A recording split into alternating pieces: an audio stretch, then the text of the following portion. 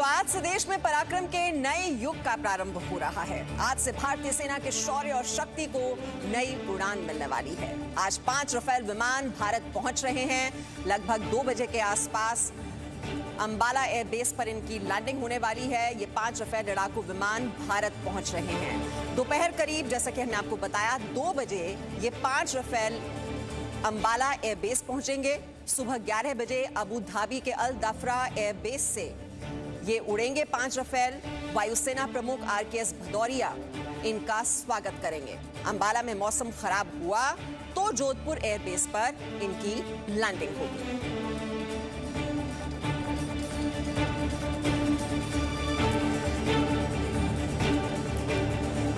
और अब हम आपको बताने जा रहे हैं उस शूरवीर पायलट के बारे में जिसने रफेल को पहली बार उड़ाया। उनका नाम है एयर कॉमोडोर हिलाल अहमद राठौर। तो कौन है हिलाल अहमद राठौर? उनके बारे में जानकारी रखना आपके लिए बहुत ही जरूरी है। भारतीय वायुसेना में एयर कॉमोडोर के पद पर हैं। रफेल उड़ाने वाले वायुसेना के पहले अधिकारी। अभी फ्रांस में भारतीय वायुसेना से संबद्ध अधिकारी हैं। रफेल को भारत लाने की प्रक्रिया में उनकी बहुत ही अहम भूमिका रही है। रफेल को हथियारों से लैस करने की प्रक्रिया से वो जुड़े रहे हैं। वायुसेना के बेहतरीन फाइटर पायलटों में से एक हैं हिलाल अहमद। रफेल को भारतीय वायुसेना के मुताबिक ढालने में मदद उन्होंने की, क्योंकि हम बार बार आपको ये जानकारी देते रहे हैं कि भारतीय वायुसेना के हिसाब से रफेल विमान में बहुत सी तब्दीलियां की गई हैं और ये क्या मॉडिफिकेशंस होनी चाहिए वायुसेना के मुताबिक ढालने में एयर कॉमोडोर हिलाल अहमद की भी बहुत महत्वपूर्ण भूमिका रही है। जम्मू कश्मीर के अनंतनाग जिले के ये रहने वाले हैं। ये मत भूलिए कि अनंतनाग जिला, जो कि एक तरह से आतंक का पर्याय माना जाता है, वहां से ये संबंधित है। NDA से पास आउट हैं हिलाल अहमद। 1988 में बतौर फाइटर पायलट ये वायुसेना में शामिल हुए। वायुसेना मेडल और विशिष्ट सेवा मेडल से ये सम्मानित हैं।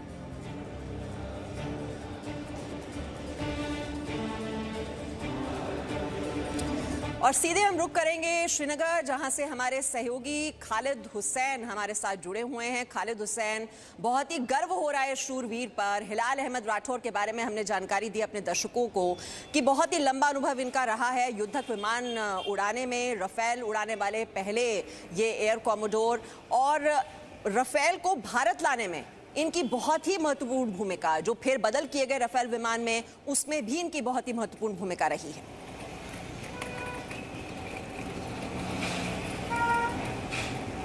देखिए मेहमान साहब, निसंदेही हिलाल अहमद राठौर जो अनंतनाग ज़िले के रहने वाले हैं, जहां पर हम खड़े हैं, वहां उनका एक ऐतिहासिक तौर पर नाम जुड़ गया है रफेल के साथ। एक तो उन्होंने पहली उड़ान जो है भरी है रफेल के, वो एयर कमांडर जो है बने जिन्होंने उसको पहली बार उड़ाया। और साथ ही साथ मैं आपको अगर उनके बारे में बता दूं तो 17 दिसंबर 1988 को जो है उन्होंने फाइटर पायलट के तौर पर कमीशन हुए वो वायुसेना में, और उसके बाद लगातार वो तरक्की करते गए और उनका करियर जो है बहुत ही बेहतरीन रहा है।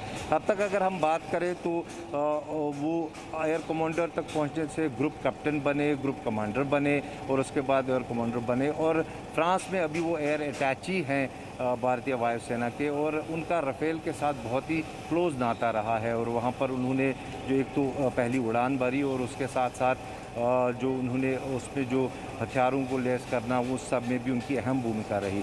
निसंदेही एक प्रेरणा, एक जो है इंस्पायरेशन दे रहे हैं वो कश्मीर के युवाओं को, और जो कश्मीर के युवा है वो उनको देखकर अब ये समझ गए कि तरक्की कैसे की जाती है, तरक्की के लिए कितना आगे आदमी बढ़ सकता है, चाहे वो किसी भी इलाके में रहता हो, कैसे भी हालातों में वो रहा हो। हालांकि उन्होंने अपनी जो शिक्षा है वो नगरोटा स्कूल से हासिल की है, जो सैनिक स्कूल है। उनके पिता जो थे वो डिप्टी SP रहे हैं जम्मू कश्मीर पुलिस में, और उनके परिवार के बारे में अगर हम बात करें तो उनका एक और भाई है जो यहाँ पर अभी रहता है, और 3 बहनें हैं। तो निसंदेही गर्व की बात है यहाँ के कश्मीर के लोगों के लिए, कश्मीर के खासकर युवा पीढ़ी के लिए, कि वो एक प्रेरणा बने हैं उनके लिए। और आगे जाके वो मेहमान साहब, मैं आपको बताऊं कि उनके नक्शे कदम पे चलेंगे और तरक्की करेंगे। ये जो आमतौर पर हमने बात की है लोगों से, जो उनका कहना है, लेकिन कुछ सुरक्षा कारणों की वजह से जो है शायद उनके घर वाले बात करने को तैयार नहीं हैं, लेकिन कहीं ना कहीं उन्हें ज़रूर गर्व है कि उनका बेटा, उनका सपूत जो है इतने बड़े मकाम पर पहुंचा। और पूरे देश को इन पर गर्व है, नाज है। ये भारत के शूरवीर हैं हिलाल अहमद, और बहुत ही महत्वपूर्ण भूमिका राफेल को यहाँ भारत लाने में इनकी रही है, और जानकारी हमें खालिद हुसैन दे रहे थे।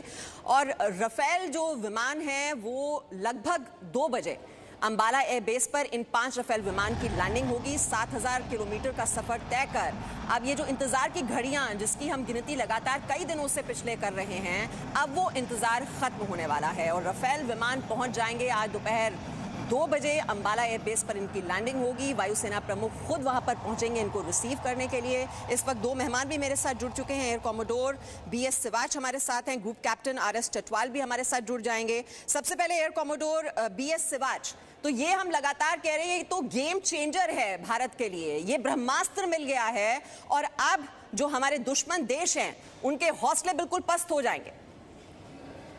बिल्कुल मैडम, जो राफेल हमारे देश में आ रहा है ये आपने बिल्कुल ठीक कहा है, एक तरह से गेम चेंजर है। और आपको ये भी मालूम होना चाहिए कि आज टाइगर दिवस है जो कि मनाया जा रहा है, और एयरफोर्स में 5 टाइगर जा रहे हैं, और जब 5 टाइगर एयरफोर्स में आ रहे हैं तो उसकी ताकत इतनी बढ़ जाएगी कि उसको सुनकर, समझकर और सोचकर आसपास के जितने भी गीदड़, भेड़िए, बाकी जानवर जो हैं, जैसे चाइना में हो या पाकिस्तान में हो, सब दूर दूर से डरे हुए हैं, सहमे हुए हैं, भागे जा रहे हैं और अपनी दुम दबाकर वो जो है भाग रहे हैं, क्योंकि राफेल जो है एक टाइगर की तरह है और टाइगर का सामना करने की किसी की हिम्मत नहीं है। तो इसलिए आज ये बहुत ही बड़ा अवसर है भारतीय वायुसेना के लिए, भारतवर्ष के लिए और हम सब नागरिकों के लिए कि राफेल एयरक्राफ्ट हमारी वायुसेना में दाखिल हो रहा है और 2 बजे तक अंबाला में लैंड कर जाएगा। और इसके जो रिपल्स हैं वो चाइना और पाकिस्तान में जो बिल्कुल ही खौफ में हैं, बहुत डरे हुए हैं, सहमे हुए हैं, उनके पास कोई राफेल का मुकाबला करने के लिए कोई भी जो है ऐसा वेपन सिस्टम नहीं है जो राफेल का मुकाबला कर सके। तो ऑब्वियसली ये जो है उनके लिए बहुत दुखद समाचार है और हमारे लिए एक बहुत गर्व की बात है। और आपने एयर कमांडर हिलाल अहमद के बारे में कहा, तो देखिए ये जो है बहुत ही हमारा कितना विश्वास है अपने देशवासियों पर, कश्मीरी भाइयों पर, लेकिन जो है कुछ हमारे गद्दार हैं कश्मीर में और जो कि हमारे देश में भी बाकी कुछ जगह पर हैं जो एंटी स्टेब्लिशमेंट हैं, वो गलत की भ्रम फैलाते रहे हैं, देशवासियों को गलत रास्ता बताते रहते हैं। इस तरह से जो है आप समझ सकते हैं कि कितना जो है हमें विश्वास है और कितना उस एयर कमांडर हिलाल अहमद ने उस विश्वास को जो है बिल्कुल रिस्पेक्ट दिया है और हमने उसको एयर अटैची बना के भेजा हुआ फ्रांस में। और उसके अलावा जो है फर्स्ट फ्लाइट जो है उसने की है राफेल के ऊपर, बहुत ही एक्सपीरियंस पायलट है, बहुत ही डेकोरेटेड पायलट है और उसने जो है जितनी भी मॉडिफिकेशन इंडिया स्पेसिफिक और जल्दी से जल्दी राफेल को इंडिया में लाया जाए उसके लिए अपने पायलट की ट्रेनिंग।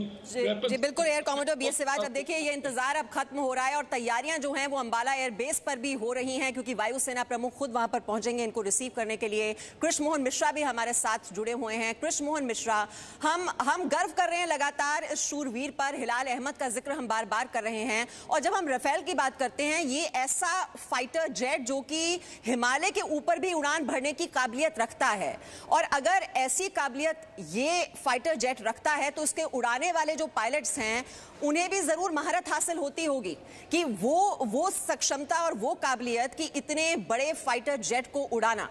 तो ये ट्रेनिंग किस तरह से होती है और ये कितनी मुश्किल होती है ट्रेनिंग? दरअसल ये पिछले 1 साल से ये ट्रेनिंग चल रही थी भारतीय वायुसेना के पायलट्स की और जैसी की खबर है कि लगभग 12 पायलट्स वहाँ पर ट्रेंड हो रहे थे। लेकिन बात सिर्फ पायलट की नहीं है, ground staff, ground crew, maintenance staff जो कि इस जहाज़ को 24 घंटे तैयार रखता है। फाइटर एयरक्राफ्ट बड़ी ही कॉम्प्लेक्स इंजीनियरिंग होती है और उसको लगातार तैयार रखने के लिए एक बहुत बड़ी सपोर्ट टीम की ज़रूरत होती है और पिछले 1 साल से भारतीय वायुसेना की टीमें वहाँ पर ट्रेनिंग ले रही थी। जो पायलट्स उड़ा कर ला रहे हैं उनमें से ग्रुप कैप्टन हरकीरत सिंह का नाम सबसे महत्वपूर्ण है। वो इसलिए कि वो जो स्क्वाड्रन नंबर 17 गोल्डन एरो, जो कि पहली स्क्वाड्रन बन चुकी है रफाल की, उसके कमांडिंग ऑफिसर हैं।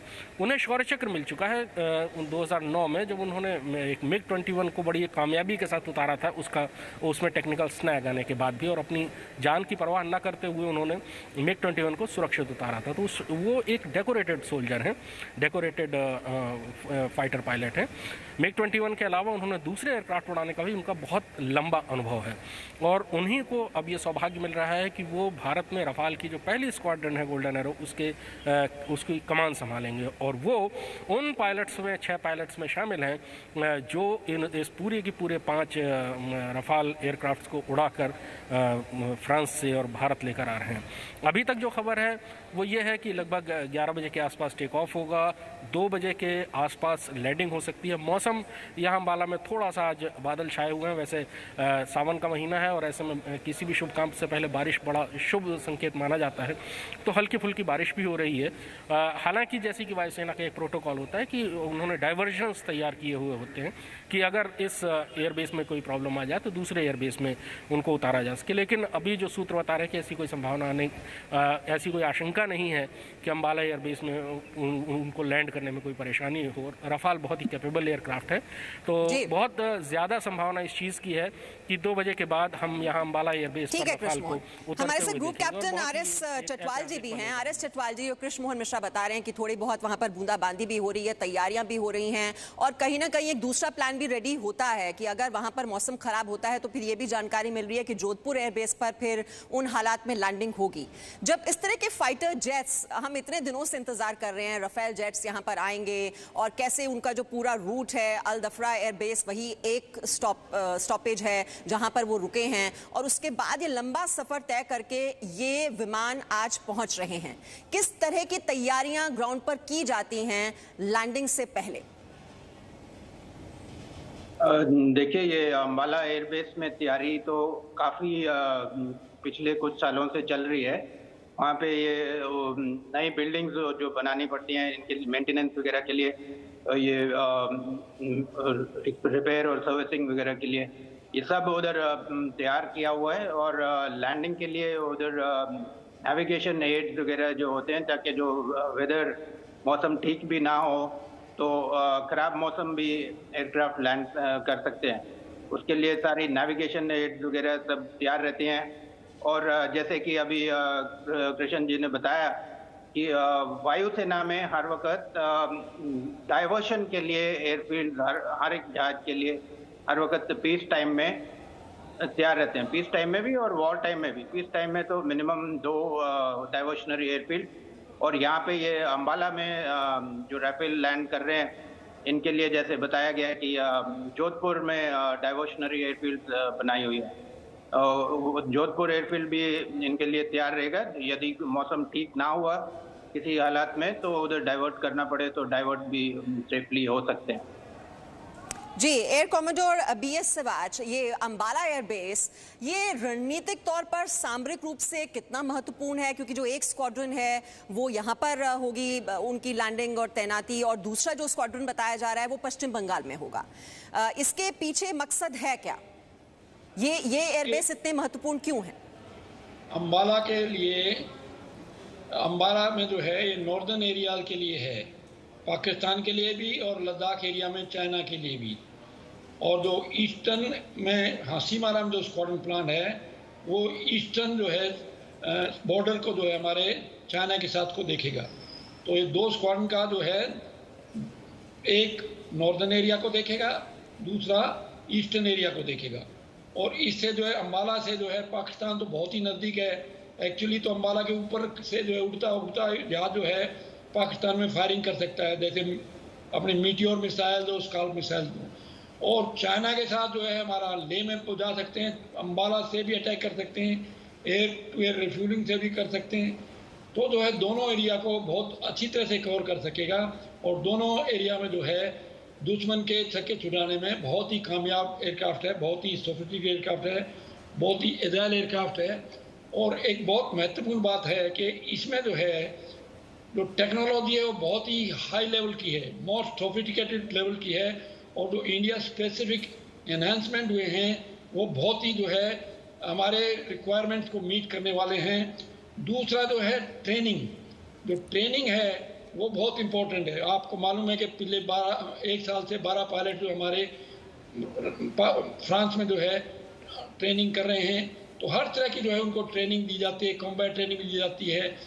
और फिर जो है टैक्टिक्स है, टैक्टिक्स में हमारे पायलट बड़े माहिर हैं। हमने जो है अमेरिका के साथ जो है एक्सरसाइज कर रखी हैं, यूके के साथ कर रखी हैं, हमने फ्रांस के साथ कर रखी हैं, हमने ऑस्ट्रेलिया के साथ कर रखी हैं, सिंगापुर के साथ कर सकी। तो इसलिए जो हमारे पायलट हर तरह से बड़े सक्षम हैं। जी शिवाजी, आप जो टेक्नोलॉजी की बात कर रहे थे ना, ये इसमें जो महारत है, जो ताकत है, जो इसकी खासियत है, यूएसपी इतनी ज्यादा स्ट्रांग है इसकी कृष्ण मोहन मिश्रा, कि दुश्मन के रेडार को चकमा देने में भी ये सफल हो जाएगा। ये जो यूएसपी है इसकी, और इतनी ऊंचे एयर बेसिस पर ये उड़ान भर सकता है, लेह और लद्दाख जैसे इलाकों में उड़ान भर सकता है, किसी भी मौसम में काम कर सकता है। ये इतनी सारी खासियतें हैं ये अपने आप में समेटे हुए कि दुश्मन जो है वो बिल्कुल उसके जो खतरनाक मंसूबे हैं वो तो ध्वस्त हो जाएंगे। बिल्कुल सही कहा मीमांसा। और जैसा कि अभी आपने पूछा कि अंबाला का क्या ऐसा सामरिक महत्व है। अंबाला एक ऐसी एयरबेस है कि जहां से चाइना और पाकिस्तान दोनों को डोमिनेट किया जाता है। ऐतिहासिक रूप से देखें तो 1919 में जब अंबाला में पहली बार रॉयल एयरफोर्स उस जमाने में कहलाती थी, भारतीय वायुसेना नहीं थी, तो रॉयल एयरफोर्स की जब पहली स्क्वाड्रन यहाँ पर आई थी तो यहाँ से नॉर्थ वेस्ट फ्रंटियर प्रोविंस के जो विद्रोही इलाके होते थे वहाँ बम्बार्डमेंट करते थे। अंबाला एयरबेस सामरिक रूप से इतना महत्वपूर्ण है कि पाकिस्तान ने 1965-1971 दोनों ही बार इसके ऊपर हमला करने की कोशिश की। आपकी कोई भी ताकत सबसे बड़ी कितनी बड़ी है इसका अंदाज़ा आप हमेशा इससे लगाते हैं कि वो जगह दुश्मन की आंखों में कितना खटकती है। पाकिस्तान की आंखों में अंबाला एयरबेस हमेशा खटकता रहा है। 1965-1971 दोनों बार उसने इस पर हमला करने की कोशिश की थी। यहाँ से चाइना को डोमिनेट किया जा सकता है, यहाँ से पाकिस्तान को डोमिनेट किया जा सकता है। और रफाल जैसा एयरक्राफ्ट तो स्टैंड अलोन स्थिति में खड़े होकर, स्टैंड ऑफ स्थिति में खड़ा होकर 450 किलोमीटर 550 किलोमीटर दूर से मिसाइल, स्कैल्प मिसाइल दाग सकता है किसी भी ठिकाने से। यानी वो अंबाला से ज़रा से ऊपर जाएगा और यहाँ से ही वो अपने हथियार फायर कर सकता है। रफाल दुनिया के सबसे अच्छे एयरक्राफ्ट में गिना जाता है। चीनी वायुसेना वैसे ही भारतीय वायुसेना के मुकाबले में बहुत ज़्यादा मजबूत स्थिति में ठहरती नहीं है। उनके पास सुखोई 35 इकलौता एक ऐसा एयरक्राफ्ट है जिसको भारतीय वायुसेना के सुखोई 30 एयरक्राफ्ट के बराबर माना जा सकता है। उसके जो बाकी विमान हैं वो रिवर्स इंजीनियरिंग का एक घटिया सा उदाहरण है जो उन्होंने रशियन एयरक्राफ्ट को की रिवर्स इंजीनियरिंग करके तैयार किए हैं। रफाल का जवाब चीनी वायुसेना के पास या पाकिस्तानी वायुसेना के पास बिल्कुल नहीं है, और ये सबसे बड़े गर्व की बात है भारतीय वायुसेना के लिए और भारत के लिए आज रफाल का आना। जी बिल्कुल, और बहुत सी अड़चनें हमने देखी हैं इसमें कैसे हुई हैं, सियासत भी खूब हुई है, इसकी कीमत को लेकर बहुत से सवाल विपक्ष की ओर से लगातार उठाए जाते रहे, लेकिन आखिरकार अब ये इंतजार खत्म हो रहा है। और चटवाल जी, हम बार बार ये तस्वीर दिखा रहे हैं क्योंकि देश को आज इनके बारे में, हिलाल अहमद के बारे में जानना बहुत ही जरूरी है। ये रफेल की इस लंबे सफर में बहुत सी अड़चनें आई, जैसा मैंने कहा सियासत भी खूब हुई, और जो इस तरह के जो अधिकारी रहे हैं जिनकी बहुत ही महत्वपूर्ण भूमिका रही है रफेल को भारत लाने में, ये जो पूरा प्रोसीजर होता है और कैसे ये ट्रेनिंग दी जाती है, वो ट्रेनिंग कितनी मुश्किल होती है क्योंकि जो डील है वो तो 2014 में हुई थी, और एक रफेल विमान अक्टूबर महीने में ही जब राजनाथ सिंह जी वहां पर गए थे वो हवाले कर दिया गया था। तो इसके पीछे मकसद तो यही था कि भाई ट्रेनिंग जो है यहाँ के जो फाइटर पायलट्स हैं उनको पहले ही दे दी जाए। एक तो ये ट्रेनिंग के बारे में, और दूसरा हिलाल अहमद के रोल के बारे में आप क्या कहेंगे? देखिए, एयर अटैची जो भी सिलेक्ट होते हैं दूसरी कंट्रीज में, ये इनका सिलेक्शन जो है पूरा प्रोसीजर होता है। ये इनका जो बैकग्राउंड, इनका परफॉर्मेंस, और ये हर एक ऑफिसर नहीं अब भेजते अब्रॉड। जो जब से जो सबसे हाई होते हैं मेरिट में, उनको ही भेजा जाता है। तो ये जो हमारे जो एयर कॉमोडोर साहब हैं, ये मेरिट में बहुत ही बेहतरीन ऑफिसर हैं और इन्होंने परफॉर्मेंस इनका बहुत बढ़िया रहा है, इसीलिए इनको उधर भेजा गया है। और ये जो आप कह रहे हैं ट्रेनिंग के लिए, ये पिछले 1 साल से जैसे बताया गया कि इनकी ट्रेनिंग उधर चल रही है। राफेल की ट्रेनिंग, स्पेशलिस्ट ट्रेनिंग वहाँ पे फ्रांस में इन्होंने की है, इसलिए क्योंकि ताकि ये भारत आने से पहले ही इस एयरक्राफ्ट से फेमिलियर हो जाएं और वहाँ पे जो ट्रेनिंग हो रही है वो राफेल के जो डिफरेंट रोल्स हैं, रोल्स में ये एक तो पहले तो वो उसको उड़ाने के लिए इनको कन्वर्ट करना पड़ता है। पायलट को एक जहाज से दूसरे जहाज में जाने के लिए पहले कन्वर्शन ट्रेनिंग करनी पड़ती है। पहले वो जहाज के पूरे सिस्टम्स जो हैं, उसकी इंजीनियरिंग वगैरह, उसकी टेक्निकल नॉलेज वगैरह, ये पायलट्स को पूरा सिखाया जाता है पहले ग्राउंड में। फिर उसके बाद फिर उनकी फ्लाइंग ट्रेनिंग होती है, कन्वर्शन ट्रेनिंग के बाद फिर उनकी होगी आर्मामेंट ट्रेनिंग, उनके डिफरेंट रोल्स में, ए टू एयर रोल में, ए टू एयर मिसाइल कैसे फायर करनी है, ए टू ग्राउंड रोल में, ए टू ग्राउंड वेपन्स कैसे फायर। देखिए, इसलिए हम कह रहे हैं हिलाल है, रफेल है, कमाल है, और अब ये जो इंतजार है वो खत्म हो रहा है और स्वागत कर रहा है पूरा देश रफेल का। 2 बजे ये लैंडिंग होगी अंबाला एयरबेस पर और लगातार आपके कवरेज कई दिनों से देख रहे हैं जी न्यूज पर, लेकिन जब ये लैंडिंग होगी, ये जो शुभ घड़ी आने वाली है, वो कवरेज भी आप लगातार देखेंगे जी न्यूज पर, तो आप कहीं जाइएगा नहीं। अभी हम एक छोटा सा ब्रेक ले रहे हैं। बहुत बहुत शुक्रिया, चटवाल जी हमारे साथ थे और सिवाज जी, और साथ ही साथ कृष्ण मोहन मिश्रा आप तक जानकारी पहुंचा रहे थे, खालिद हुसैन हमारे साथ थे। एक छोटा सा ब्रेक लेंगे और ब्रेक के बाद आगे देखिए अयोध्या में प्रधानमंत्री का संपूर्ण कार्यक्रम।